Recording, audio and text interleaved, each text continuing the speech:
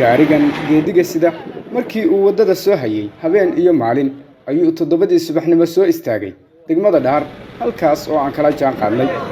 waxa aan cagta saaray waddo Dhahar ka aada dhanka waqooyi oo uu naga xigo naqi reerkani ku soo guuray intii aan jidka ku jiray waxaan la kulanay gawaari kale oo dad soo naqraacay rogaya laakiin meelaha la dhigayo waa bannaan aan horey loo degin maadaama jabadadii la buuxshay markii aan 40 kiiloomitir soconay ayaan tagnay tuuladan Boodacad waa halka lagu galo daaqa qoyan ee dayrta oo geedigii laga siiyay tilmaanta guryaha bannaan saacad dambe oo socda kadib ayaa reerkii raraa labada maalin iyo habeenka lagu furay kobtan duur ku buuxo 700 oo kiiloomitir baan u dhaxayn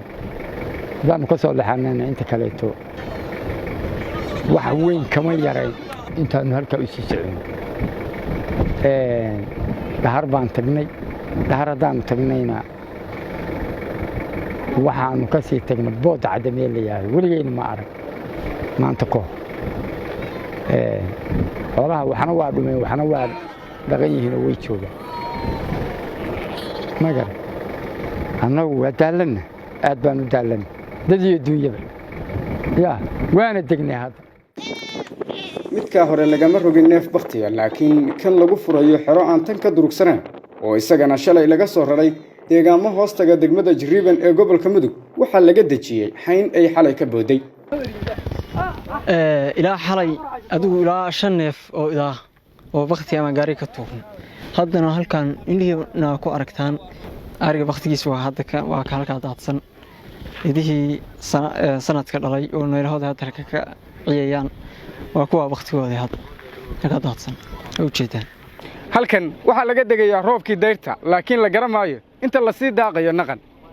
hay'adda OCHA waxa ay sheegtay in 5.9 milyan oo Soomaaliya ay wajahayaan xaalad bini'aadanimo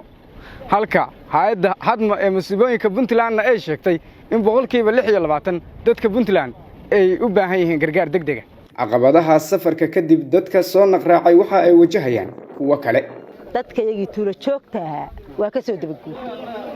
waayo anaga deelaan dadka xoolo dhaqatada wax naga gadan jiray oo aanu la noolay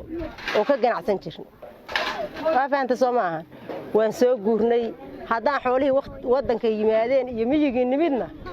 waa la noo diido waxa la yiri lama degayo kaan lama ogola magaalooyinka dadka la dega guriga waa kiro guryaha kirada dagaalanay deesaasaan ku deganna wax kale oo dhib ah oo dadkii naga soo gaarayna annaga ma jirto